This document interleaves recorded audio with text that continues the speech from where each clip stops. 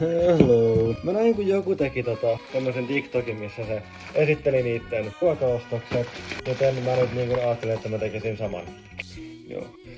Let's begin. Ensimmäisenä otetaan sun käteen on kuitti. Avasta loppuun.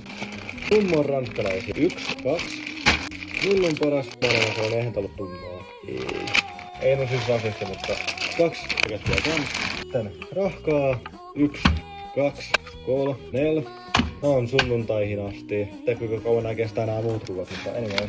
Vähän mausteita, kai jososuolan kerran. Voi unohtaa jososuolaa. Sitten jauhelihaa, 2. Lisää mausteita. Ja viimeiseksi ei vähäisimmäksi kanaa 400 grammaa, 1 paketti. Mulla on puolikas paketti vielä tuolla jääkaapissa. Siinä se. Elikkä tosiaan yhteishintaa näille tuli 18,21, joten aika napakka hinta parille 3 päivälle ruokaa, mutta no tulee pahan ainakin syötyä.